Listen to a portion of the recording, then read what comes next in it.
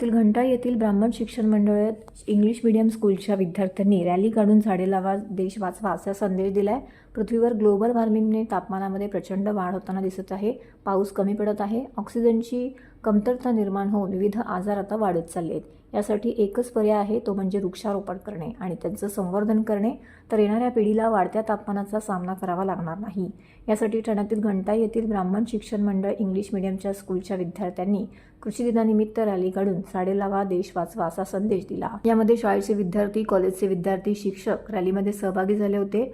शाळेतून निघालेली ही रॅली घंटाळी परिसरातून फिरून पुन्हा शाळेमध्ये संपली। या ठिकाणी मुलांनी वृक्षारोपण करून सर्वांनी झाडे लावा देश वाचवा असा संदेश त्यांनी सर्वांना दिला आहे।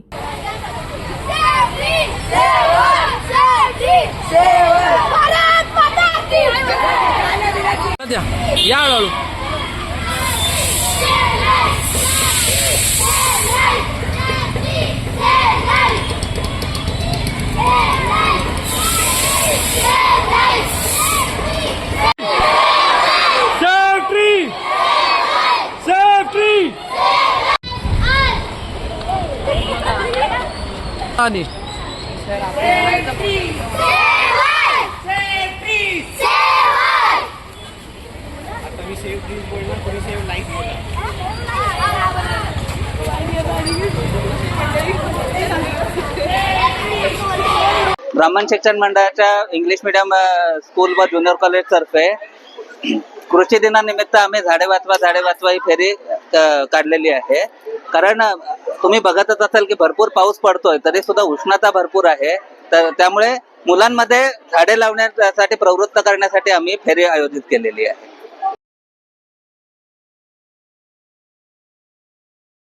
सर्व नागरिकांना आवाहन करण्यात येत आहे की सध्या डासांमार्फत पसरणाऱ्या डेंग्यू या आजाराचा प्रसार रोखण्यासाठी प्रत्येकाने पुढील प्रमाणे कार्यवाही करावी। डेंग्यू आजार एडिस इजिप्ती हा डास चावल्याने होतो। या डासांची पैदास साचलेल्या किंवा साचवलेल्या स्वच्छ पाण्यामध्ये होते। 8 दिवसांपेक्षा जास्त दिवस पाणी उघडे व साचून राहिल्यास त्यात डास अंडी घालतात। अंड्यांच्या अळ्या तयार होऊन पुढे डास तयार होतात। यासाठी आपल्या घरातील पाणी साठे, उदाहरणार्थ बॅरल्स, पिंपे, टाक्या, हौद, रांजणे इत्यादी दर आठवड्याला रिकामे करून घासून पुसून कोरडे करून पुन्हा भरावे। 1 दिवस कोरडा दिवस म्हणून पाळावा। पाणी साठ्यांना घट्ट झाकणे बसवावीत किंवा जुनी साडी, चादर, धोतर यांनी बांधून झाकून ठेवावीत, म्हणजे डास त्यात जाऊन अंडी घालणार नाहीत। घराच्या गच्चीवर, आजूबाजूला, अंगणात कोठेही पाणी साचू देऊ नये। भंगार सामान उघड्यावर टाकू नये, उदाहरणार्थ टायर्स, प्लास्टिक सामान, कुंड्या, टाकाऊ वस्तू इत्यादी। अशा सामानात पावसाचे पाणी साठून त्यात डेंग्यूच्या डासांची पैदास होते। घरातील कूलर्स, फ्रीजच्या पाठीमागील ट्रे हे देखील वेळोवेळी कोरडे करावेत। लक्षात ठेवा, नुसत्या फवारणीने डास घनता कमी होत नाही, तर त्यासाठी डास पैदास ठिकाणे नष्ट करणे ही आपल्या सर्वांची जबाबदारी आहे। कोणताही ताप अंगावर न काढता जवळच्या शासकीय रुग्णालयात मोफत औषधोपचार घ्या। अशा प्रकारे नागरिकांनी सहकार्य केल्यास डेंग्यूचा प्रसार रोखणे सहज शक्य आहे।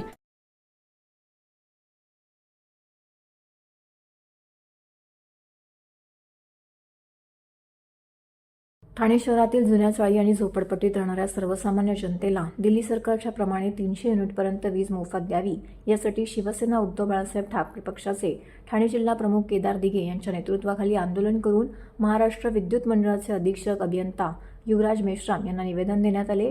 शिवसेना पक्षप्रमुख उद्धव ठाकरे यांच्या आदेशानुसार हे आंदोलन करण्यात आले। सध्याच्या परिस्थितीमध्ये वीज दरवाढीमुळे नागरिकांवरती आर्थिक ताण येत आहे।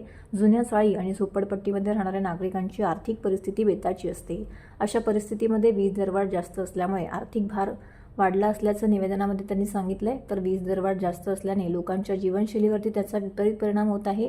वीज हा एक मूलभूत गरज असून त्याची किंमत वाजवी आणि सर्वसामान्यांच्या आवाक्यात असावी। त्यामुळे ठाणे शहरातील जुन्या चाळी, गावठाण आणि झोपडपट्टी परिसरात राहणाऱ्या सर्वसामान्य जनतेला दिल्ली सरकारच्या धर्तीवरती 300 युनिट वीज मोफत द्यावी अशी मागणी या ठिकाणी तीव्र आंदोलन करण्यात आलेली आहे. तसेच मागणीचा विचार न झाल्यास आणखी तीव्र आंदोलन करण्याचा इशारा केदार दिघे यांनी दिला आहे. या प्रसंगी उपजिल्हा प्रमुख संजय गाडीगावकर, जिल्हा संघटिका समिता मोहिते, जिल्हा संघटिका आकांक्षा राणे, शहर प्रमुख प्रदीप शिंदे, शहर संघटिका प्रमिला भांगे, उपशहर संघटिका मंजिरे ढमाले, उपशहर संघटिका विद्या कदम, उपशहर प्रमुख सचिन चव्हाण यांच्यासह इतर विभाग प्रमुख, उपविभाग प्रमुख, शाखा प्रमुख, महिला आघाडी येथे उपस्थित होते. अरे आवाज कुणाचा? अरे उद्धव साहेब आगे बढ़ो, हम तुम्हारे साथ हैं. अरे उद्धव साहेब आगे बढ़ो, हम तुम्हारे साथ हैं. अरे मोफत द्या, अरे आमची मागणी मान्य करा, अरे आवाज कुणाचा, ताकद कुणाची. आपण बघाल की शिवसेना उद्धव बाळासाहेब ठाकरे या पक्षाकडनं पक्षप्रमुख उद्धव साहेबांनी गोरगरीब जनतेला कुठेतरी ह्या सगळ्या महागाईमधनं कुठेतरी सवलत मिळावी, कुठेतरी त्यांच्या संसाराला हातभार लागावा, त्यांना जे दैनंदिन दिवसामध्ये जो त्रास होतोय आणि महत्त्वाचा घटक म्हणजे हे जे इलेक्ट्रिसिटी आहे जी आपण दररोज वापरतो, जी वीज आपण वापरतो, त्याच्यामध्ये 300 युनिट त्यांना कमी करून मिळावे अशी आमची सगळ्यांची मागणी आहे. आणि त्याकरता ठाण्यापासून घेऊन मुंबईपर्यंत सर्वत्र या उठाव आपण केलेला आहे. आणि याच्यामधनं आमची मागणी हीच आहे की या जनतेला जर का तुम्ही 300 युनिट जर का कमी केलेत तर त्यांच्या आयुष्यामध्ये खूपसा फरक पडेल. जी महागाईला जे दैनंदिन दिवसात ते सामोरं जात आहे तिकडे कुठेतरी त्यांना राहत नाही. खाजगी कंपन्यांचे देखील दर असेच गगनाला भेटलेले आहेत. टोरेंटो असेल, अदानी असेल, काय वाटतं खाजगीकरण ह्या ठिकाणी सुरू झालं? आपण बघायला हळूहळू या सगळ्या राज्य शासनाने आणि त्याच्यामध्ये असलेल्या ह्या सगळ्या इन्स्टिट्यूशन्सनी वेळोवेळी हे दर वाढवत गेलेले आहेत. यांचा उद्दिष्ट काय हे आपल्याला समजण्यात येत नाही. याच्यावरचं कारण असं आहे की अनेक प्रायव्हेट कंपन्या ते लोक बाहेर तर घेऊन गेले, अनेक रोजगार तर घेऊन गेले तिथनं व्यावसायिकांना घेऊन, पण त्याचबरोबर जे गव्हर्नमेंट इन्स्टिट्यूशन्स आहेत त्यांना देखील या राज्यामधनं बाहेर कसं नेता येईल किंवा त्यांना प्रायव्हेट कसं करता येईल याच्याकडे त्यांचं लक्ष लागलेलं आपल्याला दिसतं. आणि हे अत्यंत दुर्दैव आहे. महाराष्ट्राची जनता जर का या आगीमध्ये दररोज होरपळत असेल तर कुठेतरी त्यांना इकडे आयुष्यामध्ये कुठेतरी सुख मिळावं या अनुषंगाने हे आंदोलन चालू आहे.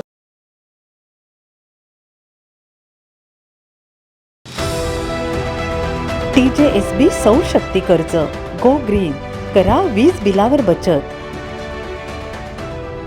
आकर्षक व्याजदर, 84 महिने परतफेड कालावधी, 80% लोन, व्यावसायिक आणि उद्योजकांकरता सुद्धा. अधिक माहितीसाठी तुमच्या जवळच्या शाखेला भेट द्या किंवा संपर्क साधा. 1800-223-466 आणि 1800-266-3466.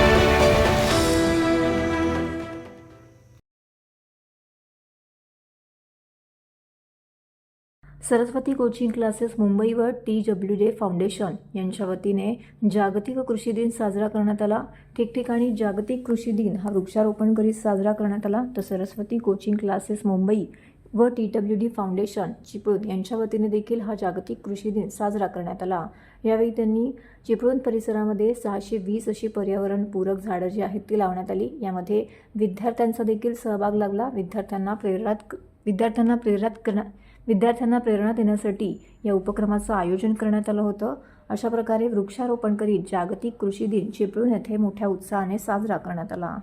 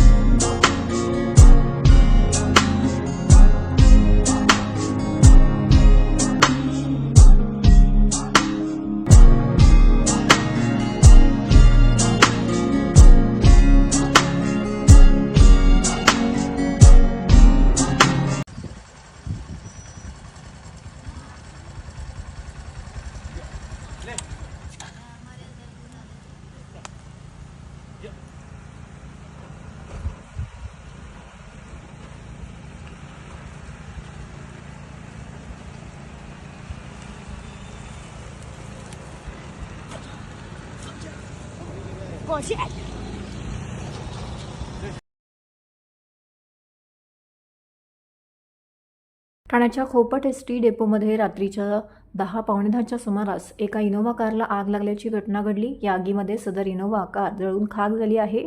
गाडीचे मालक डॉक्टर अजय सिंग हे आपला चालक मोहम्मद शेख याच्यासोबत ठाण्याच्या वर्तकनगर येथून CBD बेलापूर रोड येथे जात असताना अचानक कारने पेट घेतला.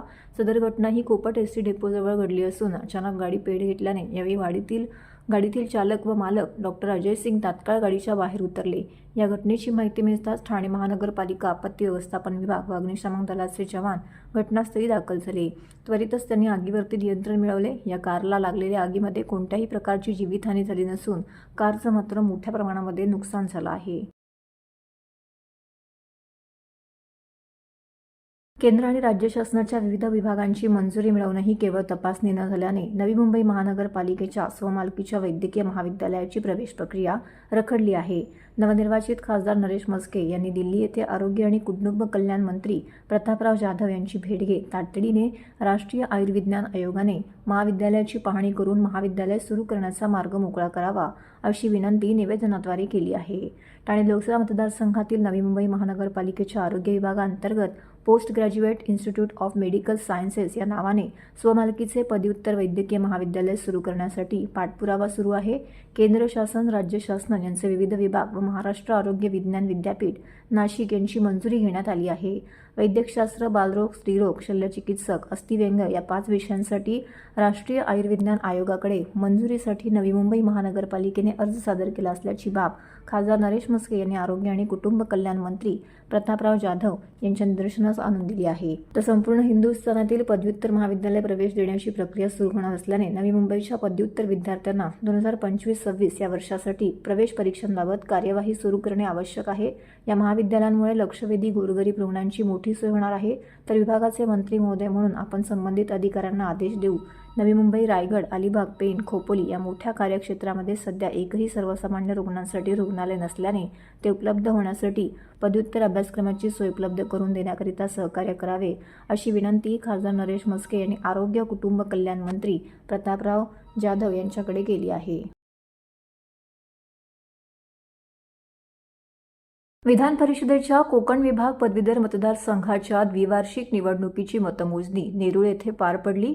नेरूळ येथील आगरी कोळी संस्कृती भवन येथे हा मतमोजणीचा कार्यक्रम संपन्न झाला. मतमोजणीसाठी एकूण 42 टेबल या ठिकाणी ठेवण्यात आले होते. या निवडणुकीत एकूण 1,43,297 मतदारांनी मतदान केलं होतं. त्यापैकी 1,32,071 मते ही वैध ठरली तर 11,226 मते ही अवैध ठरली. जिंकून येण्यासाठी 66,036 इतक्या मतांचा कोठा ठेवण्यात आला.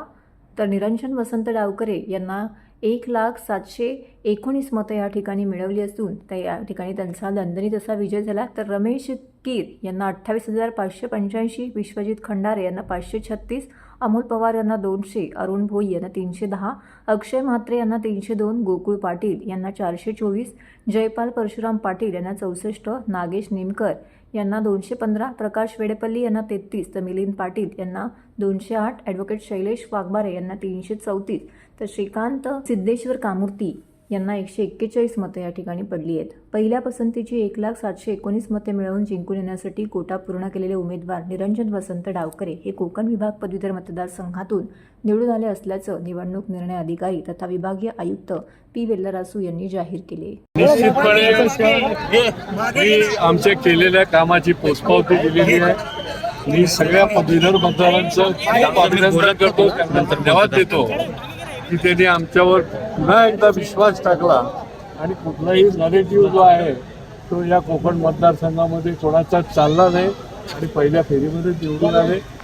कार्यकर्त्याची मेहनत, निरंजन डावकरेंचं गेल्या 6 वर्षामधलं काम आणि पदवीधर मतदारांचं सहकार्य आणि आशीर्वाद याच्यामुळे हा दैदिप्यमान विजय या ठिकाणी आम्हाला म्हणजे जवळजवळ सर्व शिक्षक संघटनांनी आम्हाला पाठिंबा दिला होता.